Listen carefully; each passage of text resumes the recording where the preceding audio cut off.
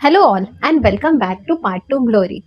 आज आपण शिकणार आहोत फ्युचर टेन्सेस आणि त्याचे टाइप्स. मी ऑलरेडी 2 व्हिडिओज अपलोड केले आहे ज्याच्यात मी प्रेझेंट आणि पास्ट टेन्स शिकवले आहे आणि गमतीशीर गोष्टींमध्ये शिकवलं आहे अकबर आणि बिरबलच्या, ज्याने करून तुम्हाला इन फ्युचर सुद्धा हे टेन्सेस लक्षात राहणार आणि तुम्ही हे कधीच नाही विसरणार. तर आज आपण शिकणार आहोत फ्युचर टेन्स. फ्युचर टेन्सचे सुद्धा 4 टाइप्स असतात. Okay, simple future tense, future perfect, future continuous tense आणि फ्युचर परफेक्ट कंटिन्युअस टेन्स. तर एक एक करून आपण स्टोरी थ्रू हे टेन्सेस शिकणार आहोत. So let's start story. तर अकबर आणि बिरबल त्या कोर्टमध्ये बसलेले असतात. ओके, अकबर विचारतो बिरबलला की तू सांग की आपल्या राज्यात किती कावळे आहेत. तुला ते मोजून मला प्रॉपर त्याचा फिगर किंवा नंबर सांगावा लागेल की एक्झॅक्टली किती कावळे आहेत. Okay, so let's see how we say it in English. Once Akbar asked Birbal, how many crows will be there in a kingdom? You will tell me the correct number. Crows will be there. इकडे काय आलं? Will. म्हणजे he is talking about the future की किती कावळे असतील आपल्या राज्यात. You will tell me the correct number. इथे सुद्धा आलं will. तर हे सिम्पल आहे. ओके, सिम्पल फ्युचर कोर्ट मध्ये बसलेले असतात. ओके, सब्जेक्ट येतं, विल येतं आणि जो वर्ब येतो तो नॉर्मल असतो. ओके, वर्ब असतं, ऍक्शन असतं. तर क्रोज हा आपला सब्जेक्ट आहे, विल आलं be there in a kingdom. Okay, you will tell, you हा सब्जेक्ट आहे म्हणजे बिरबल हा सब्जेक्ट आहे, विल आलं आणि टेल हा एक वर्ब आहे. So this is simple future tense, एकदम नॉर्मल असतं. जसं आपण पुढे जाणार तसं तुम्ही शिकाल की टेन्सेस मध्ये काय डिफरन्स आहे. ओके, चला आता नेक्स्ट टेन्स बघूया. Next is future continuous tense, म्हणजे ती क्रिया चालू आहे इन फ्युचर. ठीक आहे, फ्युचर मध्ये ती क्रिया चालू आहे.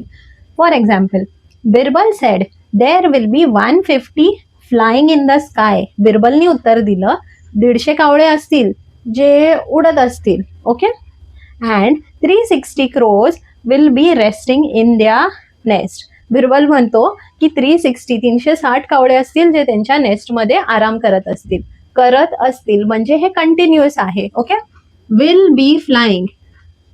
Birbal said there will be flying, तर इथे आलं विल बी आणि फ्लाइंग, तर आयएनजी आलेला आहे. जो वर्ब आहे त्याला आपण आयएनजी लावलाय. Here also in the sky. Okay, 360 crows will be resting. Okay, तर विल बी आलेला आहे आयएनजी फॉर्म मध्ये.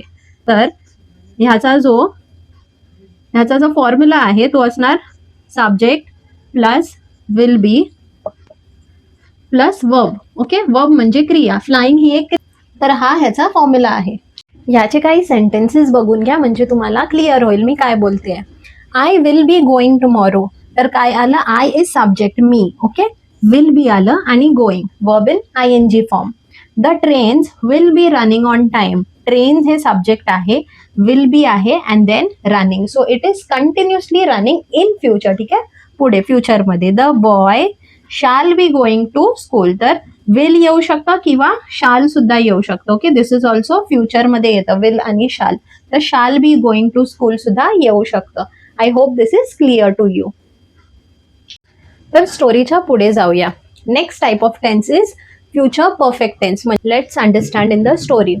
तर बिरबल सांगतो की 150 कावळे हे उडत असतील आणि 360 कावळे हे झोपत असतील आपल्या घरट्यामध्ये. ओके, आणि टोटल एवढे कावळे आहेत. त्याच्यावर त्याला अकबर विचारतो. Akbar asked how do you know that only 150 crows shall have fluid and 360 शाल हॅव रेस्टेड. द नंबर शाल चेंज. तर त्याच्यावर अकबर म्हणतो तुला एवढा कॉन्फिडन्स कसा आला? ओके, असं थोडी ना फिक्स नंबर असणार की एवढेच उडत असतील आणि एवढेच रेस्ट करत असतील. तर इकडे सेंटेन्स बघा इथे कशी आली आहे. Akbar asked, this is in future. हा तो विचारतो आहे how do you know that only 150 crows shall have fluid. Shall have म्हणजे ते उडणार आहेत. ओके, शाल हे फ्युचर मध्ये आलं, त्याच्यानंतर आलं हॅव आणि ईडी आलं. ओके, वर्ब मध्ये. तर ह्याचा फॉर्म्युला बघा. फॉर्म्युला एकदम सिम्पल आहे. आपला सब्जेक्ट येतो, त्याच्यानंतर शाल किंवा विल येतं. ओके, प्लस हॅव येतं आणि जे तुमचं वर्ब येतं ते लास्ट फॉर्म मध्ये असतं पास्ट पार्टिसिपलच्या. आता पास्ट पार्टिसिपल काय आहे माहितीये? Do, did, done. हा जो लास्ट वाला वर्ब येतो ना, हे तिन्ही पण क्रिया आहेत same. I do, he did, it is done. तर जे लास्ट वाला येतं ना त्याला पास्ट पार्टिसिपल बोलतात. सपोज ईट, एट आणि ईटिन, तर हे लास्ट मध्ये येतं. तर असे वाले वर्ड्स येतात ह्या परफेक्ट मध्ये, म्हणजे इट इज एंड, संपलेले आहेत. ING आणि नाही येत. This it is a full stop after it. For example हे बघा, आणखीन एक sentence, shall have rested. Shall have आणि रेस्टेड. ओके, ED आलं लास्ट. ओके, संपलं, त्यानंतर काहीच नाही आहे पुढे. तुम्ही काही एक्झाम्पल्स बघा म्हणजे तुम्हाला क्लिअर होईल की मी काय म्हणते आहे. ओके, काही सेंटेन्सेस बघा ज्याच्याने हे क्लिअर होईल.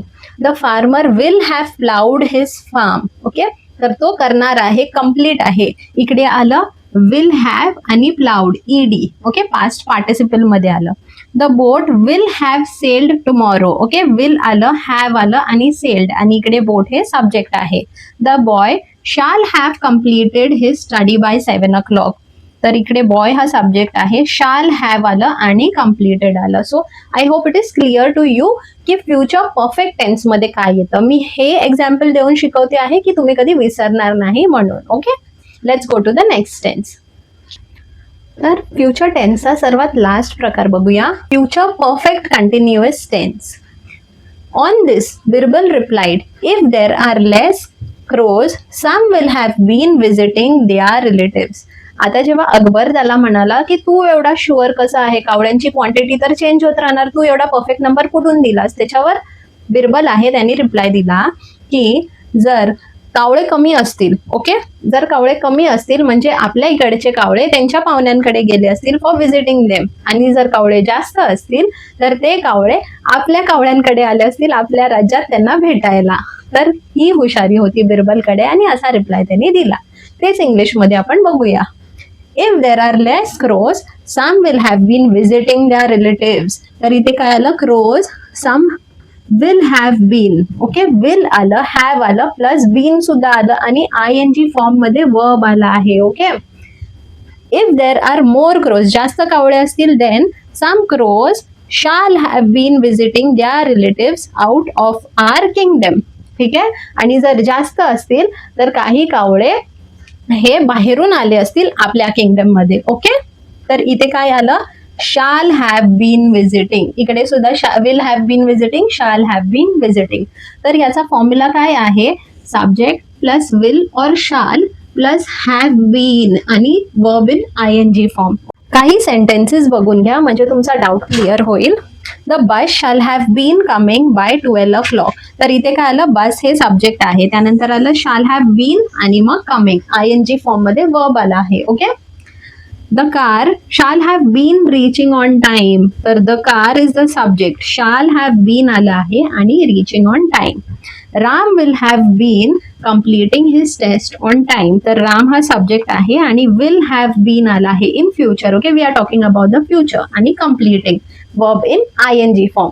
तर आय होप तुम्हाला हे कळलं असेल. Let's go to the quiz. मी तुम्हाला क्विज देणार आणि त्याचे आन्सर्स तुम्ही मला हेल्प करायची आहे. Okay, let's start with it. तर हे काही सेंटेन्सेस आहे ज्याचे आन्सर्स आपण बघूया, आणि जे लास्ट 2 सेंटेन्सेस आहे त्याचे आन्सर्स तुम्ही सांगणार आहात कमेंट करून. I will complete my homework. I आणि विल आला आहे, complete, so this is simple, simple future tense. Will be studying for the exam. तर इकडे आलं आहे विल बी आणि studying, so this is future continuous tense. Okay, हे continue होत आहे ना. He will be working here, हे सुद्धा आहे continuous tense. She will have reached home before noon. तर विल हॅव आलं आहे आणि रीच्ड हे पास्ट पार्टिसिपल आहे, वर्ब जे आहे ते पास्ट फॉर्म मध्ये आहे, तर हे येणार future perfect tense. Mary shall have been going out for walk. तर शाल आहे, have been going out, so this is future perfect continuous tense. Okay, have been आलेला आहे ना. The boy will have been finishing the race tomorrow, हे तुम्ही सांगणार आहात. इथे पण विल हॅव बीन फिनिशिंग आलाय. Okay, rose shall have rested in the nest. तर शाल हॅव आणि रेस्टेड आलाय सर. तर तुम्ही कमेंट करून सांगा की हे कोणते टेन्सेस आहे. Let us see how much you have understood, and let's meet in the other video. Bye.